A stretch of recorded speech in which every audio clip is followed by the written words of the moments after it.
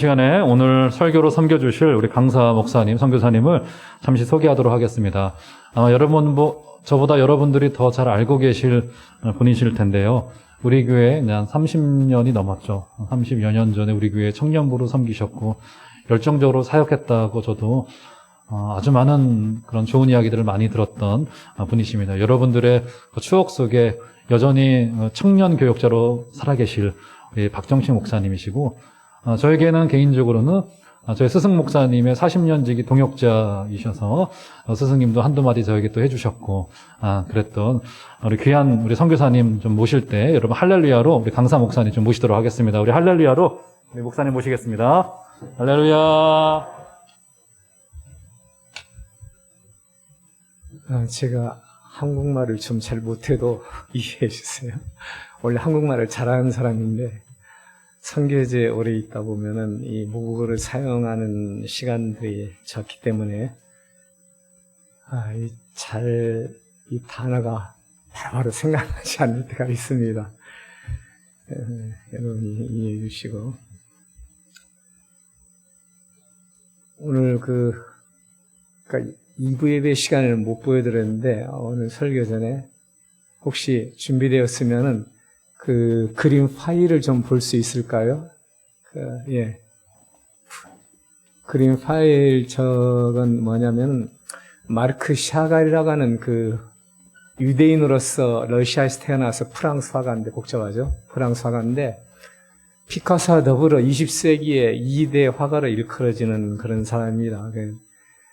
이삭의 희생이라는 제목의 그림인데, 아버지 아브라함이 자기 아들 이삭을 눕혀놓고 이제 죽이려는 장면에 위에서 천사가 다급하게 나타나는 장면이고, 오른쪽에 보면은 그 이삭의 어머니가 이렇게 그려져 있고, 그 다음에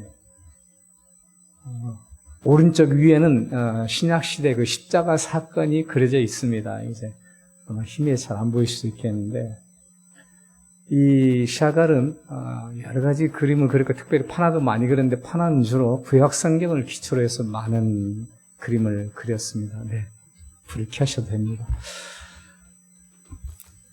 여러분 오늘 본문을 생각하시면은 아들 이삭을 믿음으로 바친 믿음의 조상 아브라함, 또는 그 아버지에게 순종했던 이삭, 아니면은 이 사건을 통해서 여호와 이레, 하나님께서 우리의 모든 쓸 것을 준비하신 분이시다 하는 이것이 생각나실 것입니다. 자, 오늘 본문이 우리에게 주시고자 하는 교훈이 무엇인지 우리가 한번 잘 생각해 볼 수 있길 바랍니다. 오늘 본문은 22장 1절은 그 일 후에 이렇게 시작합니다. 그 일 후에 앞부분의 사건을 얘기하는 건데, 앞부분에서도 21장에서 22절에서 마지막 절까지 아브라함과 그 당시 아브라함이 살던 블레셋 지역의 블레셋의 그랄 지역의 왕이었던 아비멜렉 사이에 갈등이 있었습니다. 우물 관계로. 그래서 두 사람이 갈등이라는데 그 갈등이 다 해결되고 화해하고, 그 다음에 이제 앞으로 서로 잘 지내기로 언약을 하고 한 그런 상황. 다시 말해서 삶의 문제들이 사라지고 갈등이 없어지고 평안한 날들이 계속되던 날에 하나님이 아브라함을 시험하시려고 이렇게 시작합니다. 여러분, 우리 삶에 찾아오는 시험이나 사건, 사고는 우리가 원하는 날짜에 찾아오지 않습니다. 우리가 원하는 시기에 우리를 방문하는 것도 아닙니다. 우리의 의지와 관계없이, 우리가 정하는 시간에 관계없이 일어난 일들이죠. 하나님의 시험도 그렇습니다. 그건 하나님의 시간표와 계획에 따라서 이루어집니다. 그래서 우리는 항상 내가 지금 순탄할 때에도 혹시 곧 다가올지 모르는 풍랑을 대비하는 그런 자세가 필요하고요. 또 지금 우리의 삶이 형통하고 내가 한 일들이 너무 잘 된다, 잘 나간다 이렇게 생각될 때 곧 이전에 겪어보지 못한 우리 인생의 최대 고난이 찾아올 수 있다는 가능성을 늘 염두에 두고 믿음으로 깨어 있어야 됩니다. 물론 이것은 그 사단이 하는 유혹이 아니고 하나님의 시험 테스트이기 때문에 그 목적 자체가 하나님의 선하신 뜻 가운데 이루어진 일로 이렇게 봅니다만은, 그러나 시험도 공부를 잘하고 머리 좋은 사람에게는 문제가 안 되는데 이 공부를 잘 안 했거나 머리가 나쁘면 평생 고생한다는 말처럼 시험 나가면 이게 편치 않습니다. 그래서 벼락치기로 이제 갑자기 준비해서 시험을 치르죠. 그런데 하나님이 하시는 시험에는 벼락치기가 통하지 않습니다. 평소에 잘 준비되고 정제된 믿음이 아니면은 하나님의 시험을 통과할 수가 없습니다. 더군다나 오늘 시험을 보니까 하나님이 뭐라고 말씀하시냐면은 아브라함아 이렇게 하시면서 이제 아브라함이 내가 여기 있습니다 하니까 하나님이 어떤 말씀하시죠? 2절에 내 아들 그 다음에 내 사랑하는 누구예요? 독자 그 다음에 이삭을 데려가서 모리아 땅에 가서 내가 일러주는 한 산 거기서 그를 번제로 드리라 이렇게 말씀하시고 있습니다. 하나님도 참 이 말씀하신 거 보면은 너무 의도적이라는 생각이 듭니다. 그냥 이삭 바쳐라 이렇게 해주시는 것도 아니시고요. 지금 이 시험의 성격이 무엇인지를 정확히 하나님이 말씀하시는 것이에요. 아들, 거기다가 사랑하는, 그리고 유일한 자녀 독자, 100살에 얻은 이삭, 웃음, 아브라함의 웃음이 되었던 그런 아들을 번제로 바치라는 거예요. 번제는 짐승을 잡아서 칼로 잡아 죽인 다음에 각을 다 떠서 제단에 올려서 불을 태우고 하는 제사가 번제입니다. 여러분은 이런 명령을 만약 하나님이 하신다면 여러분은 뭐 어떤 느낌, 어떤 생각이 드시겠어요? 하나님 명령하셨는데 이것은 명령이 아니라 저는 아브라함의 심장에 꽂히는 비수였다고 생각합니다. 그의 가슴을 찢는 칼처럼 하나님의 말씀이 다가왔습니다. 여러분, 우리가 하나님의 말씀 앞에서 진정성 있게 산다는 것은 이렇게 무서운 일입니다. 오늘 이 시대에 하나님의 말씀을 우리가 너무 가볍게 생각하고 하나님의 말씀의 권위를 변질시킨 이런 시대에 우리가 살고 있습니다. 교회가 살려면은 강단이 회복돼야 하고 우리의 심령이 수생하려면 하나님의 말씀이 우리 안에서 역사해야 됩니다. 그런데 너무 타락한 강단과 이 변질된 복음이 이 시대에 흔하다는 것이에요. 사람들이 하나님의 말씀을 두려워하지 않습니다. 말씀 앞에 무릎을 꿇지 않습니다. 말씀 앞에 자기 인생을 걸지 않습니다. 그러나 여러분 히브리서 4장 12절 13절의 말씀처럼 하나님의 말씀은 살아있고 활력이 있어 좌우의 날선 어떤 검보다도 예리해가지고 우리의 혼과 영과 골사 관절을 찔러 쪼개면서 우리의 마음과 생각과 뜻을 다 판단하고 드러낸다고 얘기했습니다. 우리의 신앙생활이란 거, 우리의 일상이란 것은 이렇게 매일같이 말씀 앞에서의 여정입니다. 매일같이 그분의 말씀을 듣고 하나님의 말씀이 요구하는 삶을 살아내는 것이 그리스도인의 신앙생활입니다. 말씀 앞에 서지 않는 사람은 하나님 앞에 서지 않는 것과 동일합니다. 말씀에 복종하지 않는 사람은 하나님의 권위에 복종하지 않는 것과 동일합니다. 어떤 사람이 신앙의 성숙을 결정하는 유일한 기준은 그 사람이 하나님과 말씀의 권위 앞에서 지금 어떻게 살아내고 있느냐가 결정합니다. 입으로 말하는 것이 우리의 신앙을 결정하지 않습니다. 입으로 말하는 것이 우리의 가치가 아닙니다. 내가 살면서 보여주는 그 모습이 그리스도인의 신앙이고 하나님 말씀의 열매고 하나님이 나를 판단하시는 기준이 되는 것입니다. 그러나 이 시대에는 하나님 말씀 자체가 희귀해졌어요. 너무 많은 말씀의 시대에 말씀이 희귀해졌어요. 여러분, 홍수가 나면 가장 찾아보기 어려운 것이 마실 물이에요. 물의 근원이 다 오염되어 버려서 물을 찾기 어렵습니다. 얼마나 요즘 인터넷에서 유튜브에서 온갖 종류의 말씀들이 쏟아져 나옵니까? 그러나 진실로 살아있는 생명의 말씀, 진리의 말씀, 하나님이 말씀하신 그 말씀이 들리지 않는 시대를 지금 우리는 살고 있습니다. 그래서 우리는 더더군다나 이런 하나님의 이 무서운 말씀을 부딪히면은 우리는 회피할 것입니다. 외면할 것입니다. 여러분, 아브라함에게 이 하나님의 말씀은 도저히 감당할 수 없는, 받아들일 수 없는 말씀이었어요. 어느 부모가 이 하나님의 말씀을 받아들이겠어요? 100살에 얻은 독자를 번제로 바치라고 명령하신 말씀 앞에 누가 기쁘게 나는 믿음이 좋으니까 그래 순종 잘해야지 하고 바로 결단하고 좋아하겠어요?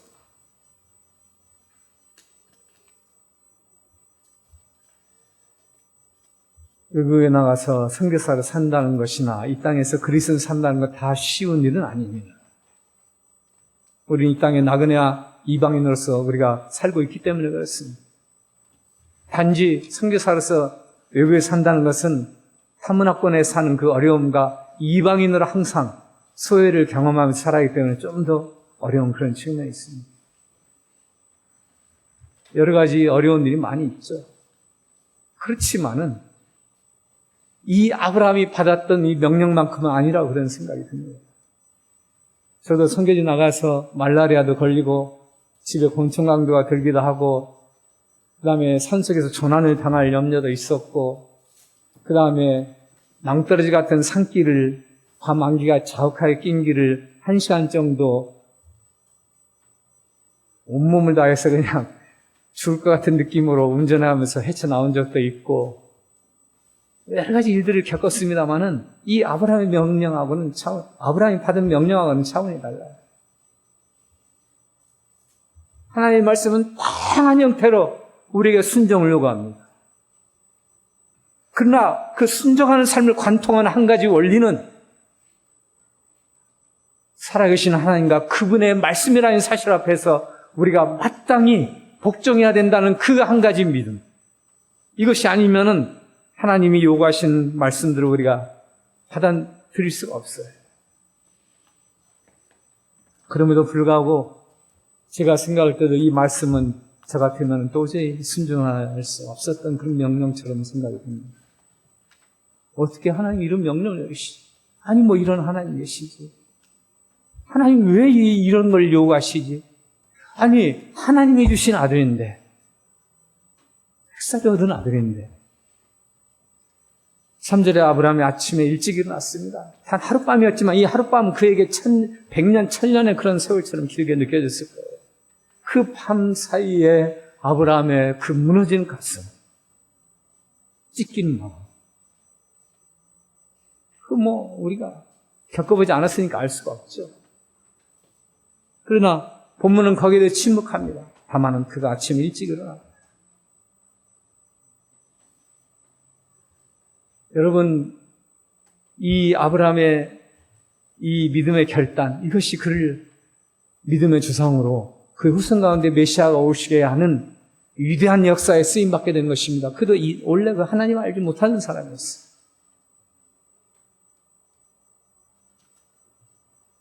아침에 일찍 일어나 여러 가지 준비를 하고 아들과 같이 떠납니다. 그러나 2절과 3절 사이에 숨겨진 이 행간은 우리가 아무리 묵상하고 생각해봐도 우리의 가슴으로는 헤아리지 않는 아버지의 마음이었을 거라고 생각이 듭니다. 그 하룻밤도 힘들었는데 3일 동안 가야 됩니다. 3일 동안 아들을 번제를 드리는 그 현장을 향해서 가는 그 아브라함의 그 아픔, 그 눈물. 여러분 자녀가 다 그 아들은 딸도 하나밖에 없는데 아주 기적적으로 얻은 자녀인데 하나님이 번제로 바치라 해서 간 마지막 지상에서 이 땅에서 마지막 함께하는 여행을 한다고 생각하면 3일 동안 어떤 마음과 생각이 드시겠어요? 그때 이런 한국 같은 상황이 아닙니다. 광야지대입니다. 광야지대. 낮에는 불볕이 퍼부어져서 뜨겁고 저녁에는 또 찬바람이 불어서 뜨거운 공기 올라가면서 그렇게 춥고 기온차가 심하고 주변에 보이는 것이라고 황량한 풍경밖에 흙먼지밖에 바람소리밖에 아무것도 없는 게 광야예요. 저는 사역지가 광야라서 너무 잘 압니다. 있는 건 가시나무밖에 없어요. 덤불 같은 거.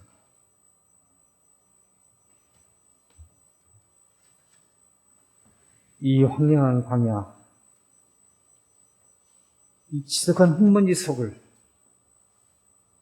아브라함은 아들과 같이 마지막 여행을 떠난 것입니다.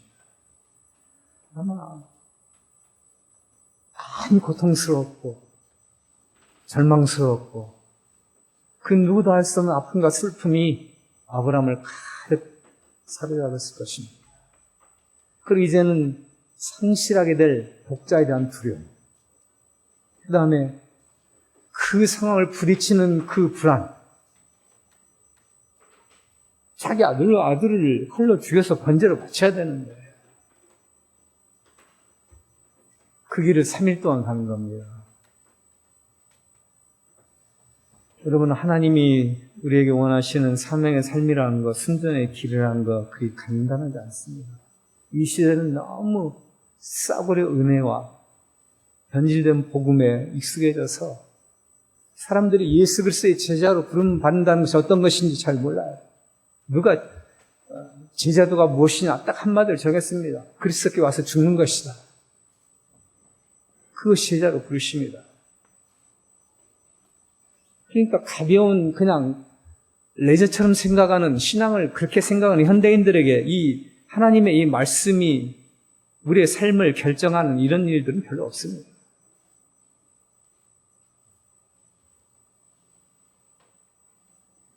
여러분, 아무리 믿음의 조상 아브라함이라고 하지만은 그러나 인간으로서 아버지로서 그의 아픔과 상실과 이 모든 감정들을 우리가 공감하지 않으면은 이 사건이 어떤 의미를 가지고 있는지를 우리가 잘 알 수가 없습니다. 그렇지만 분명한 것은 이런 과정도 우리의 믿음이 세워지는 우리의 다양한 영적인 여정 가운데 한 사건이라는 것입니다. 우리 삶에 우리가 이 땅에 살면서 우리가 신앙생활 하면서 겪게 되는 다양한 사건과 사고들이 있는데 해석이 안 되는 일들이 너무 많아요. 해석이 안 되지만 다 알지 못하지만은 욥기 23장 10절에 말씀하신 대로 그러나 나이가 가는 길을 오직 그가 아시나니 그가 나를 단련하시면 내가 잠금같이 순금같이 나오리라. 그 말씀을 믿고 가는 것입니다. 알아서 가는 것 아니고 해결책이 다 나와서 가는 것 아닙니다.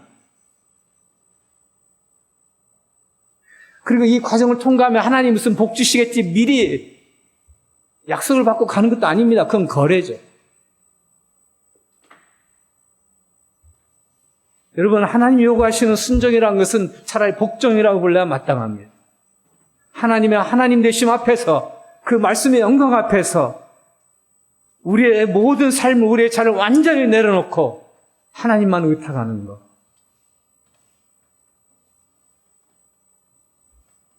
이런 사람을 성경은 세상에 감당할 수 없는 믿음의 사람이라 이렇게 말합니다. 그가 모리아 산에 도착했습니다. 이 모리아는 예루살렘을 둘러싼 산악지대를 총칭하는 그런 명칭입니다. 이 모리아 산 가운데 갈보리 언덕이 있고 감난산이 있고 그렇습니다. 성전산도 있고 모리아 산에 도착했습니다. 아브라함이 종들에게 너희는 나귀 함께 여기서 기다리라. 내가 아이와 함께 제가 세배하고 우리가 너에게 돌아오리라. 우리가 돌아온다는 것은 이것은 논리적으로 틀린 말이죠. 아버지는 돌아올지 몰라도 아들은 돌아올 수 없는 길을 지금 가는 것입니다. 그렇죠? 아브라함이 저는 지금도 이걸 모르겠어요. 왜 아브라함이 어떻게 이 말을 했는지. 그러나 하나님이 미리 아브라함에게 야, 너 번제로 바쳐. 그런데 그때 딱 나타나서 살려줄 거야. 뭐 이렇게 얘기한 것도 아니고 그러나 이 표현 보면은 그는 아들이 돌아오지 못할 길이라는 것을 알지만 자기만 돌아올 수밖에 없었지만은 하나님을 향한 신뢰의 표현이다 이렇게 생각합니다. 어떤 상황이 있어서. 그런데 문제는 다음에 그렇게 해서 이삭이 이때 나이가 추정이 10대 중반에서 20대 중반까지입니다. 한 16살에서 한 26 정도까지 보는데 이삭이 이제 번제 나무를 치고 그 다음에 아브라함은 그 불씨와 이제 칼을 들고 두 사람이 올라가는데 이삭이 보니까 좀 이상해요. 알죠? 집에서 이제 믿음으로 자라났고 집에서 하나님께 제사되는 걸 봤기 때문에 그런데 번제라고 얘기하는데 아니 아버지 불과 나무는 있는데 양은 없으니까 양을 가져가야 되잖아요. 뭐라고 하겠어요 이 아버지가 이때.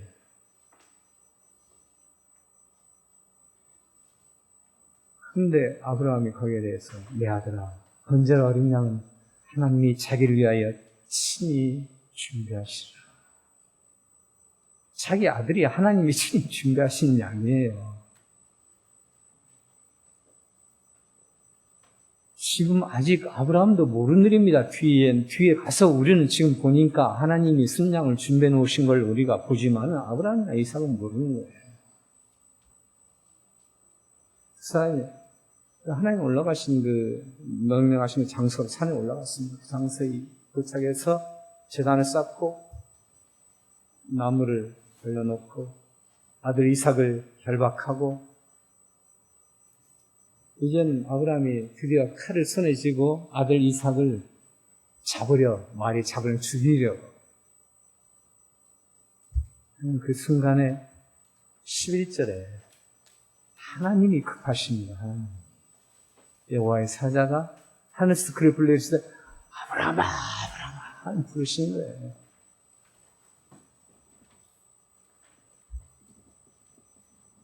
여호와의 사자는 구약 성경에서는 문맥에 따라 천사를 가리키는 경우도 있고 여기에서는 문맥에 따라 때에 따라서는 아직 성육신하지 아니하신 성자 하나님의 현년을 가리킬 때 여호와의 사자라는 표현으로 성경이 말하는데 여기서는 후자입니다. 천사가 아니라 아직 성육신하지 않으신 삼위일체 중에 한 인격이신 성자 하나님이 예수님을 나타나신 것입니다.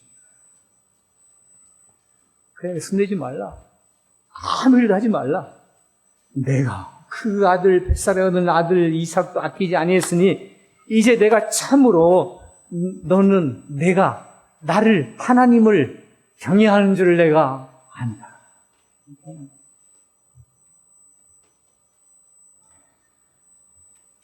여러분 아까 우리가 처음에 본 그 그림, 그 화가의 그림 있지만 이 색채의 마법사로 이렇게 그려지는 화가인데 그 그림 하나하나에 그 색채 하나하나에 피빛 복음이 이렇게 묻어있는 것이.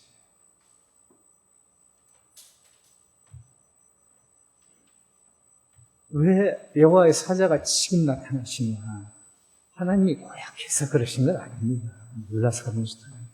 여러분, 우리 생각에는 그저 단순히 명령하신 다음에 아브라함이 딱 집을 떠나야 때 하나님이 딱 나타나시면 얼마나 좋겠어요. 그렇죠? 딱 나타날 됐어. 시험 합격. 이렇게 좋겠죠. 아니면은 세상 광야 3일길 가는 중간에 나타나시면 그때만 해도 그 아픈 마음을 쓸어내리면서 집으로 기쁨으로 돌아오지 않겠어요. 아니면은 제가 말씀 묵상하면서 생각해보니까 그래요. 그 산 밑에 도착했을 때 이제는 됐잖아 이만큼 3일길까지 통과했으면 그때도 안 돼요. 그럼 마지막으로 산에 올라갈 때 중간에 그것도 아니죠. 올라가서 묻고 죽이려고 할 때 마지막 순간에 나타나시는 거예요. 하나님은 우리가 믿음의 인내로 우리가 순종을 완전하게 이루어간지를 하나님 보고 계시죠. 그걸 알기를 원하시는 것이에요. 그래서 여러분 지체된 순종은 순종이 아닙니다. 믿음의 인내로 끝까지 하나님이 말씀하신 그 지점까지 가지 않는 순종은 순종이 아닙니다. 그래서 어려운 거죠. 어떤 문제는 우리가 하나님 앞에 한순간에 순종이 가능한 것도 있지만은 어떤 것들은 우리 평생에 하나님이 요구하시는 과제가 있어요. 근데 그 하나님 그렇게 우리를 다듬어가기를 원하시니까 우리가 순종해야 돼요. 다른 선택이 없어요. 특별히 인간관계, 가정안에서 일어나는 문제들이 주로 그런 성향이 많이 있습니다. 부모님이나 자녀.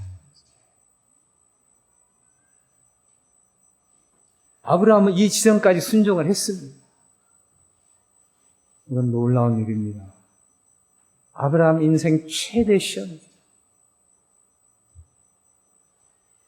그러면서 하나님께서 아브라함의 신앙을 인정해서 내가 이제 하나님을 경외하는 줄을 안다.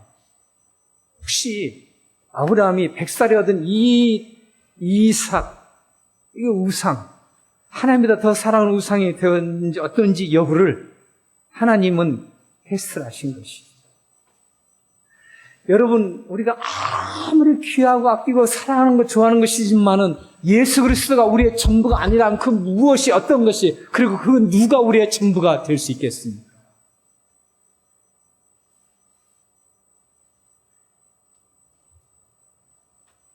하나님이 아무라 이렇게 말씀하셨어요. 이 야다란 동사, 야다티라고 하는 히브리어 동사인데 체험을 통해서 인격적인 관계를 통해서 안다로 원래 이 부부관계에 사용되는 단어입니다. 하나님이 이 사건 시험을 통해서 아브라함을 체험하셨고 그의 인격적인 신앙을 인정하셨다는 의미예요.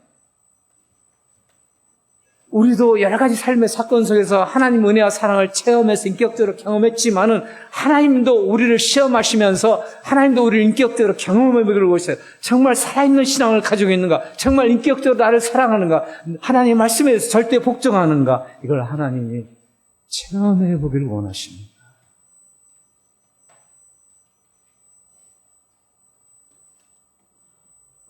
그러면서 보니까 하나님이 예배하신 순양이 있어서 그걸 제물로 드립니다. 그렇게 해서 이삭은 죽었습니까? 안 죽었습니까? 안 죽었는데 성경은 믿음으로 저가 죽은 바 되었다고 신약 성경에서 얘기하고 있습니다. 육신이 안 죽었지 실제로는 죽은 것입니다. 믿음으로 죽었고 하나님 앞에 들어진 바 된 것입니다.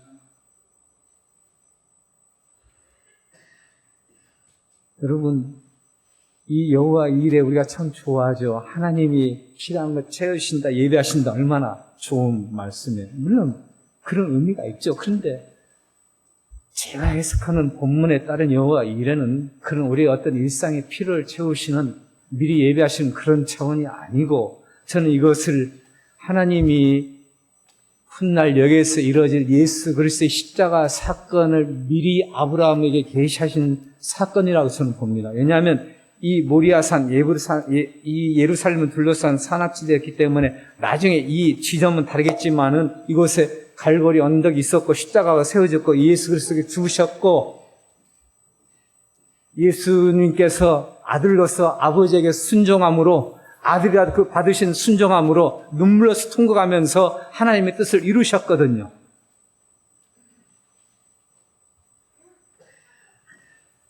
여러분, 그래서 오늘 말씀 6절과 8절을 보면 6절의 끝부분에 두 사람이 동행하더니 이렇게 되어 있고 8절에 두 사람이 함께 나아가서 이렇게 얘기했는데 우리말 성경은 달리 번역되어 있지만 히브리 원문에서는 단어 하나 틀지 않은 똑같은 문장입니다.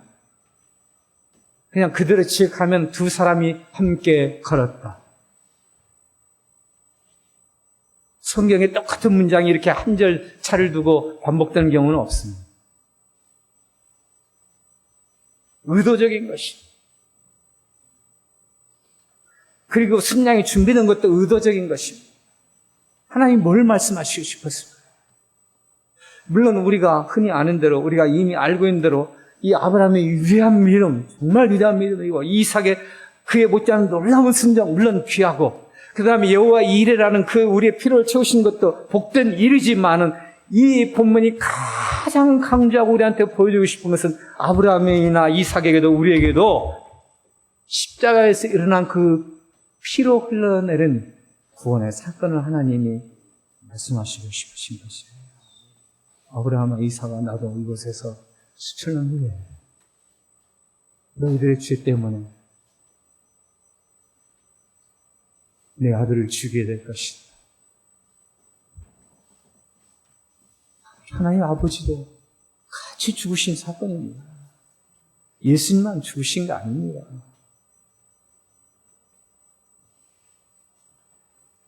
하나님이 예수님 십자가 못 박혀 돌아가실 때 그 땅에 어둠이나 하나님께서 그 장면을 보실 수 없어서 얼굴을 돌리신 것을 자연현상으로 비유적으로 나타내신 것입니다.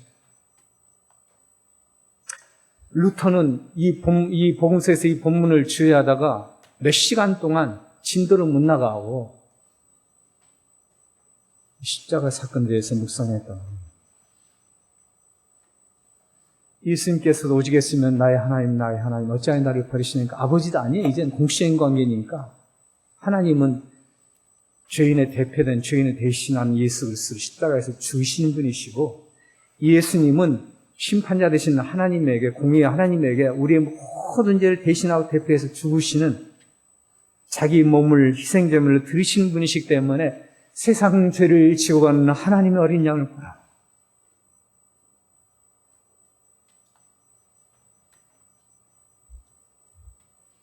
여러분, 우리가 받은 구원이 바로 이 복음입니다. 그러니 우리가 도대체 우리의 인생에서 예수 말고도 은혜 말고도 복음 말고도 나는 다른 게 있다. 아니에요. 예수를 전부십니다. 이건 입술로만 고백되는 것이 아니라 우리의 삶을 통해서 하나님께서 매일매일 아브라함이 시험하시던 것처럼 증거 받기를 원하시는 대목입니다. 과연 우리한테 복음이라는 것이 그렇게 간단하고 쉽고 싸구려는가? 복음을 가져주신 은혜이지만은 싸구려는 아니란 것이죠. 그래서 여호와 일이라는 것은 하나님 우리의 필요를 채우시고 우리를 위해서 미리 준비하신 그런 의미도 있지만 더 근본적으로는 도저히 내가 할 수 없는 죽어야만 마땅한 죄의 자리에서 지옥 가야 될 인생이었는데 내가 어찌 할 수 없는 구원이었는데 하나님이 친히 준비하시고 역사하셔서 이루어진 은혜의 사건. 성부 하나님과 성자 하나님이신 예수님이 함께 동행하셔서 십자가에서 이루어내신 사건이 우리가 받은 구원의 복음이라는 것입니다.